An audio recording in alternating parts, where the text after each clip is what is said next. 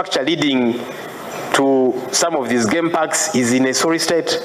I remember there's a time some tourists got stuck on a road for a day and a half, and the minister, the then Minister of State for Tourism, said that that's part of the tourism experience, for them to see what a third world country is like. So these guys were stuck for nearly 2 days trying to push their car, because they took off time from their country for maybe 4 days to come and spend some dollars here in Uganda. But for 2 days they're stuck on the road. And the one Chiwanda Subi, who was the Minister of State for Tourism, then said that's part of the tourism experience. Those are Museveni's ministers. Let me talk about trade, industry and cooperative sector. Maybe I let you read that in the booklets we have availed to you. There's water and environment sector, which is also very critical. I want to encourage us to read so that I don't take too long here. Look at the proposals that we have therein: strengthening enforcement of environmental protection laws, investing in reforestation and wetland restoration programs, improving access to clean water, particularly in rural areas. Many Ugandans today don't have access to clean water. Enhancing waste management infrastructure to reduce pollution. There's the energy sector. And we are saying we've got to expand rural electrification through off-grid solar and mini-grid solutions. Only about 30% of our country is connected to the national grid. 70% are in darkness. I know it's difficult for you here in Kampala to believe that 70% of our country is not connected to the national grid. These are things that we need to deal with. There's the water and transport sector. And I'll urge us to read that component too. Lands, housing and urban sector. Critical concerns there. Our shadow minister is always talking about them. Gender, labor and social development. Let me talk about internal affairs. The internal affairs sector in Uganda faces key challenges, including underfunding for security and law enforcement, inadequate police infrastructure, corruption, and human rights concerns. Other issues include slow service delivery in immigration and national identification processes, risking cybercrime and congestion in correctional facilities due to case backlog and limited rehabilitation programs. We've got to do this. One, increase funding for recruitment, training and equipping the police force to improve security and public trust. Many of you know that when you have a challenge and you call on police to come to your aid, they will struggle to come because you'll find there's one car for I don't know how many sub-counties. Then many times they don't have fuel, genuinely so. During the killings in Masaka, a committee of parliament went and interacted with I think it was one of the OC station, one of those regional fellows. And this guy was honest with them and said, look, I've got one car for most of this place, and many times it does not have fuel. So people call us saying machete wielding men are here and we cannot move.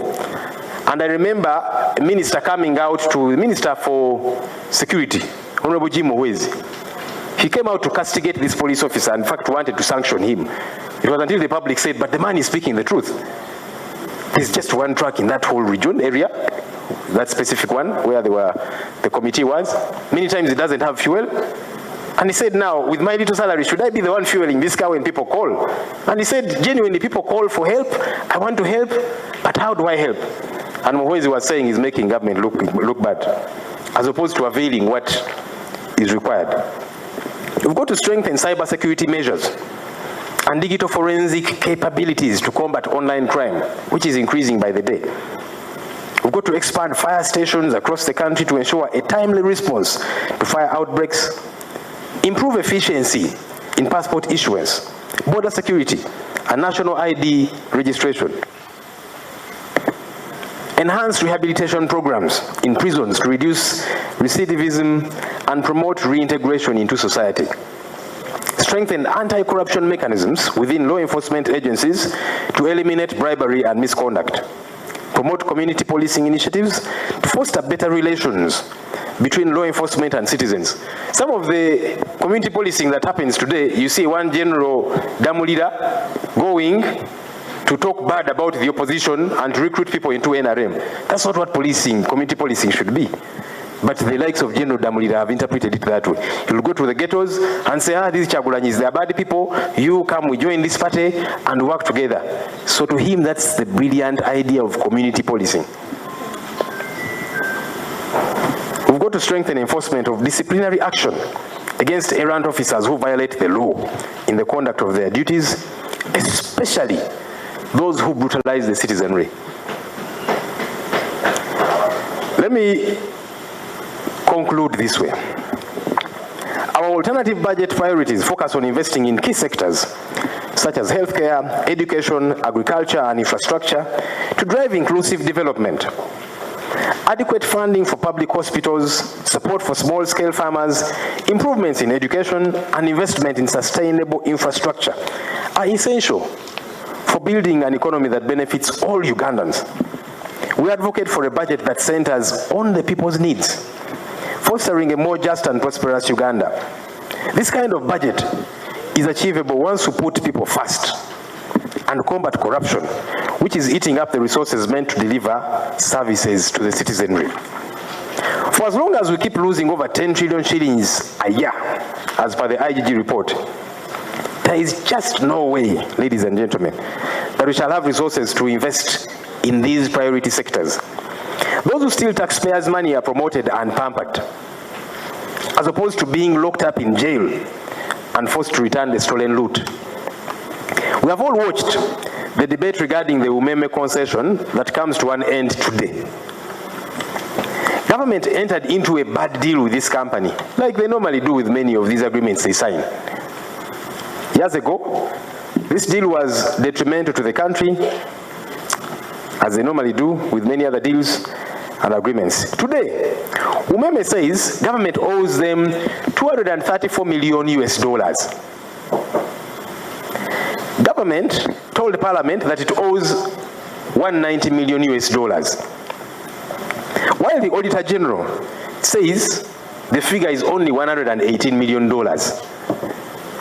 Ladies and gentlemen, this is what theft looks like. This, exactly.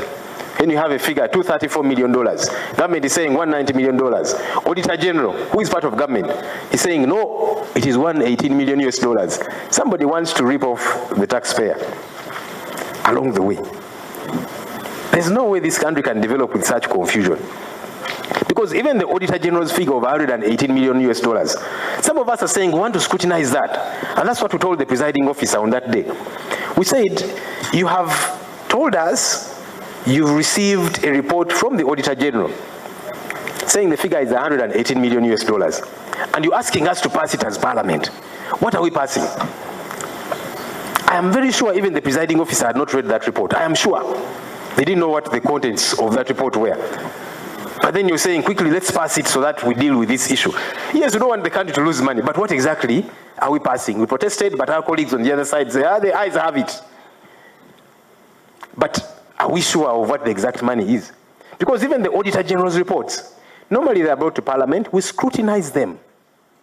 Because there can be gaps therein. Because now who should we believe? Somebody somewhere is not telling the true story regarding Umeme. And I can assure you we are going to dig up until we get to the bottom of the truth. So that taxpayers' money is not taken for a ride.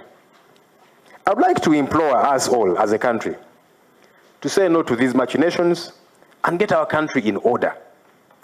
As the opposition, let's continue to keep the government in check, even as we work hard to send it off so that Ugandans can have a government that is accountable to them and prioritizes their well-being. Thank you, ladies and gentlemen. As I leave the stage, I just want to appreciate colleagues with whom we do this work. I know Honorable Helen talked about the shadow cabinet. I want to very much appreciate members of the shadow cabinet. Thank you.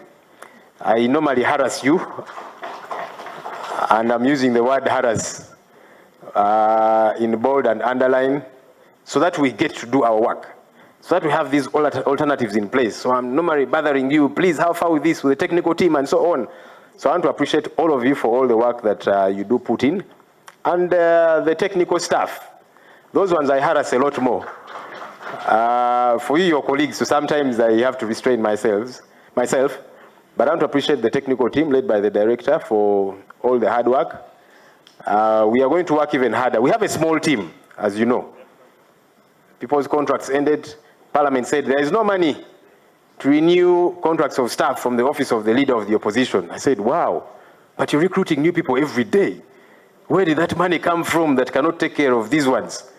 That's the ridiculousness of politics. So with a very small team, we work day and night to see to it that we produce this work, because it is important that Ugandans see this here is a credible government in waiting. So I want to appreciate you all. Our Shadow Finance Minister should have been here. He's out of town on some engagements, but I do appreciate him and the rest of us. Thank you, ladies and gentlemen. Let me now invite an OB of this place. He was here quite briefly, but he was around, and his presence was felt. The leader of the National Unity Platform, the Honorable Kyagulanyi Ssentamu Robert, please come and speak to us.